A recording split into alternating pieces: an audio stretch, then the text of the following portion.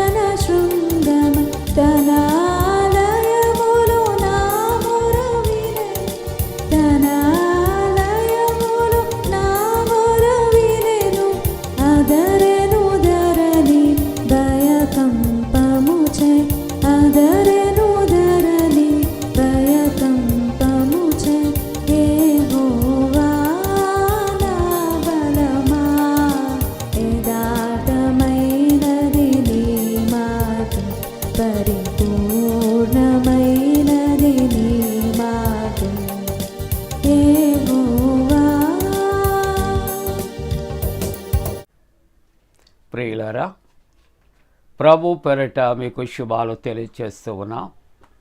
జన్మదినాలు, వివాహ దినాలు జరుపుకుంటున్నటువంటి కుటుంబాలకు పండు friends and sisters YouTube channel ద్వారా శుభాకాంక్షలు మేము తెలియజేస్తున్నాం. మీ కొరకు ప్రార్థన చేస్తున్నాం. మీరంతా క్షేమమే కదా? మరి ఇక పండు friends and sisters YouTube channel కొరకు కూడా మీరు ప్రార్థన చేయండి. అనేక మంది ఈ ఛానల్ ద్వారా ఈ సందేశాలు వారు వింటూ ఉన్నారు. మేము మేలు పొందుకుంటున్నామని అనేక మంది వారు తెలియచేస్తున్నారు. అనేక మంది ప్రార్థనలు కోరుతున్నారు. మీ అందరి కొరకు అనుదినం ప్రార్థన చేస్తున్నాం. దేవుడు మిమ్మలను దీవించునుగాక. మంచిదండి. పరిశుద్ధ గ్రంథాలు తెరచి హబక్కూకు గ్రంథం 3వ అధ్యాయం 2వ వచనాన్ని కలిసి చదువుకుందాం. హబక్కూకు గ్రంథం 3వ అధ్యాయం 2వ వచనాన్ని మనం చదువుకుందాం. యెహోవా, సంవత్సరములు జరుగుచుండగా నీ కార్యములు నూతన పరచము. మంచిదండి. మరలా చదువుకుందాం, మరలా చెప్పుకుందామా? యెహోవా, సంవత్సరములు జరుగుచుండగా నీ కార్యములు నూతన పరచము. ప్రియ దేవుని కుటుంబీకులారా, దేవుడు తన రూపములో చేసుకున్నటువంటి మానవులకి ఎంత మేలు చేస్తూ ఉన్నాడు. దేవుడు తన బిడ్డలను ప్రతి దినము ప్రతి క్షణం ఎంత చక్కగా జ్ఞాపకం చేసుకుంటూ ఉన్నాడు. ఆయన రూపాన్ని ఆయన ఇచ్చారు, ఆయన ఆత్మనిచ్చారు. ఇక నాకు వాళ్ళతో పని లేదు అని అనుకుంటం లేదు, కానీ ప్రతి క్షణము కూడా ఆయన నీ కొరకు ఆలోచన చేస్తూ ఉన్నాడు. నీ ఆరోగ్యం కొరకు, నీ యొక్క క్షేమాభివృద్ధి కొరకు, నీ కుటుంబము కొరకు, నీ బిడ్డల కొరకు ఆయన ఆలోచన చేస్తూ ఉంటూ ఉన్నాడు. ఒకవేళ మానవుడు అనుకుంటాడు, నేను ఇంత విద్యావంతుడను, ఎంత మంచి ఉద్యోగస్తుడను, ఇదంతా నా ప్రయాస, నాకు కృషి అని ఒకవేళ అనుకుంటున్నామేమో. కానీ ప్రభు ఏమని దీవిస్తున్నాడో తెలుసా? నీ చేతుల కష్టార్జితమును అనుభవిస్తా. అంటే దేవుని ఉద్దేశం నువ్వేం చేస్తున్నావో అది దీవించబడుతూ ఉన్నది. దేవుడు దీవిస్తే దీవించబడతాం, దేవుడు కలుగు చేస్తే పొందుకుంటాం, అంతే తప్ప ఆయన చిత్తము లేకుండా మనము దీవించబడలేము, ఆశీర్వదించబడలేం. కనుక నూతన సంవత్సరంలో యేసయ్య మనతో మాట్లాడుతూ ఉన్నాడు. సంవత్సరములు జరుగుతూ ఉంటుండగా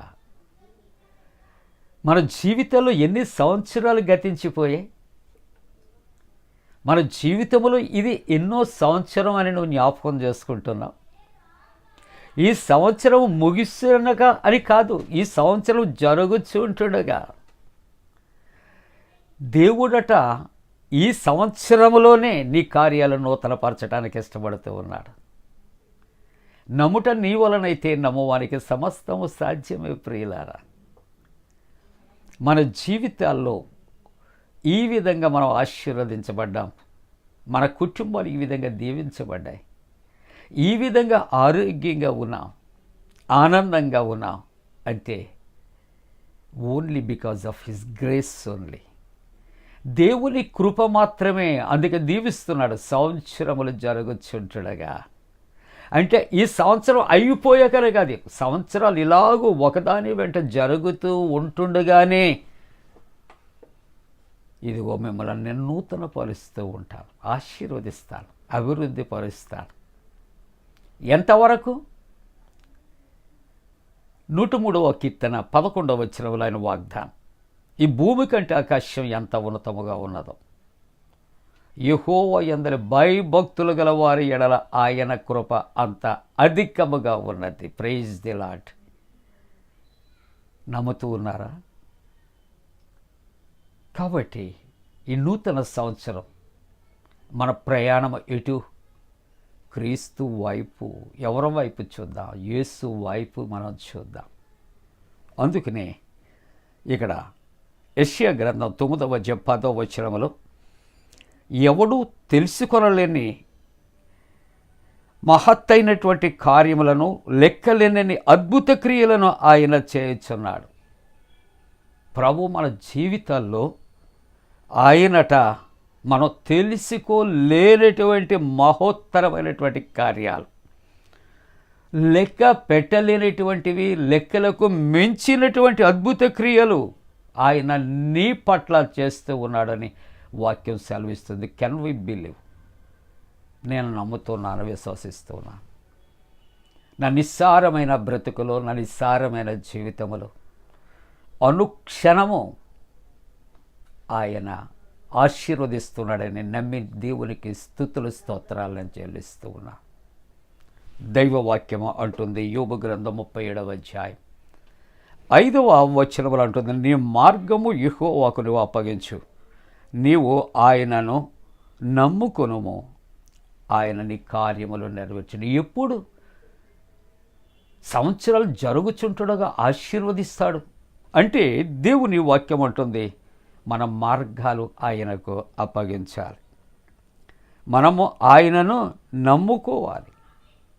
అప్పుడు ఆయన మన కార్యములు, మన ఉద్దేశాలు ఆయన నెరవేర్చగలిగిన దేవుడు అనే మాటలు జ్ఞాపకం చేస్తూ ముగింపుగా యెషయా గ్రంథంలో 60వ అధ్యాయంలో 22వ వచనములో, వారిలో ఒంటరి అయిన వాడు 1000 మంది ఎగును, ఎన్నిక లేనివాడు బలమైన జనమగును. యెహోవానగు నేను తగిన కాలమున ఈ కార్యములో త్వరపెట్టుదాం. చూసారండి, దేవుని యొక్క వాక్యం అంటుంది, వారిలో ఒంటరి అయిన వాడు 1000 మంది ఎగును, ఎన్నిక లేనివాడు బలమైన జనమగును. యెహోవానగు నేను తగిన కాలవని కార్యములన్నీ మన జీవితాల్లో ఆయనను నమ్ముకొని మనము ఆయనకు అప్పగించబడి ఆయన కృప కొరకు కనిపెట్టినప్పుడు సంవత్సరములు జరుగుచూ ఉంటుండగా ఆయన నూతన పరిచయ దేవుడు, కుటుంబాలను ఆశీర్వదించే దేవుడు. అట్టి కృప పొందటానికి దేవుడు తన పరిశుద్ధాత్మ కూడిన మనపై మెండుగా కుమరించునుగాక. ఆమేన్. ప్రార్థన. పరిశుద్ధుడా నీకు వందనాలు. నూతన సంవత్సరములో నేను వాక్య ధ్యానాల్లో ఉన్న ప్రతి కుటుంబాన్ని నూతన పరచమని ప్రార్థిస్తాం. జన్మదినాలు, వివాహ దినాలు జరుపుకుంటున్న కుటుంబాలు ఆశీర్వదించండి. ప్రయాణాలలో ఉన్నవారు క్షేమకరమైన మార్గాల్లో నడిపించండి. బలహీనులైన వారిని బలపరచండి. మణిపూర్లోని క్రైస్తవుల కొరకు, ఇజ్రాయెల్ దేశం యొక్క క్షేమము కొరకు ప్రార్థన చేస్తూ యేసు ప్రభు దివ్య నామమున వేడుకొలుచున్నాము తండ్రి. ఆమేన్. పరలోకమందున మా తండ్రి, నీ నామం పరిశుద్ధపరచబడనుగాక, నీ రాజ్యం వచ్చునుగాక, నీ చిత్తం పరలోకమందున వేర్చినట్టు భూమి అందు నెరవేరునుగాక. మా ఇందిన ఆహారం నేడు మా దయచే, మా ఎడల అపరాధం చేసిన వారిని క్షమించిన ప్రకారముల ప్రథమ క్షమించము, శోధంలోనే తెక్క కీడును తప్పించము. రాజ్యము, శక్తి, మహిమ నిరంతరము నీవే ఉన్నవి. ఆమేన్. మన పరమ తండ్రి అయిన దేవుని యొక్క ప్రేమయు, ప్రభువైన యేసుక్రీస్తు ప్రభు కృపయు, పరిశుద్ధాత్మక అన్యోన్య సహవాసము ప్రాతకాల ఆరాధనలో ప్రభువుని ఆరాధిస్తున్న ప్రతి కుటుంబానికి తోడుగుండి సంరక్షించి కాపాడునుగాక. ఆమేన్.